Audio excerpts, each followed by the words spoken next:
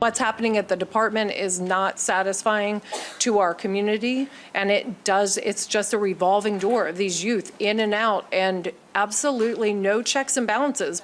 The debate over how best to quell juvenile crime continuing in Annapolis yesterday, with a slew of bills now up for debate in a Senate committee. But no votes have been taken on these proposals. Joining us live now with his perspective on this continuing debate, we have lifelong Baltimore resident Pastor P.M. Smith joining us. Good morning, Pastor Smith. Good morning, Miss Megan. I was very hopeful that I was going to be able to come to you and say, look, Pastor Smith, we saw some action yesterday, some votes being taken. I know you are concerned about the inaction, and here we are on this couch talking of that once again. Are you surprised?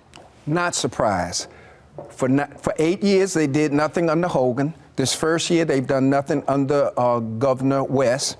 And what they've basically done is kick the can further down the road. Before you know it, this quote-unquote trend will become a norm. They're not listening to the cries of the parents. They're not listening to the pleas of the police officers. They're not listening to the protests of the prosecutors. They're not now listening to the input of probation officers. We're going to get the same old, and nothing will be done to check juvenile misbehavior and keep it from becoming adult criminal behavior. Now, there is still hope. We have until April 8th for this session, so votes can still be taken here. Let's go ahead and talk about some of the bills that they were talking about yesterday to see if they can make a difference. One of them calling for a change to the Child Interrogation Act. We've been talking about this a lot. This would allow parents to consult with their children before speaking with an attorney.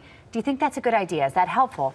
I believe so. Number one, nobody cares more about the child than the parent.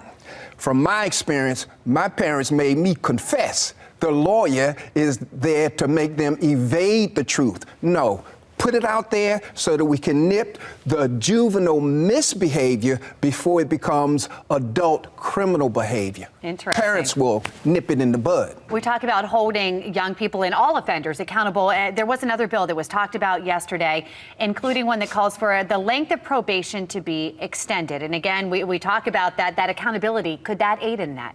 I think it will aid the parents to control the behavior of their young people. As long as they know there's a standard they want to meet up to, their behavior they cannot be engaged in, and they're being observed over a period of time, I think that checks juvenile misbehavior, and I'm going to say it again, before it becomes adult criminal behavior. So here's two bills that we talked about briefly there. Can this make a difference? If these are passed come April 8th, we mentioned there's still time to see those voices be heard, to hear them heard. Okay. Number one, they are not listening to us. And your voting viewers need to take this position.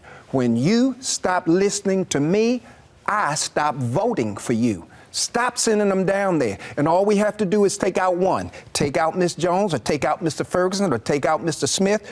And if we have to take out Mr. Moore, there's got to be a change for the betterment of our community, for our future and our children. When you stop listening to me, I stop voting for you. Pastor Smith, we appreciate your voice. Thanks for coming in. Thank you, Ms. Megan.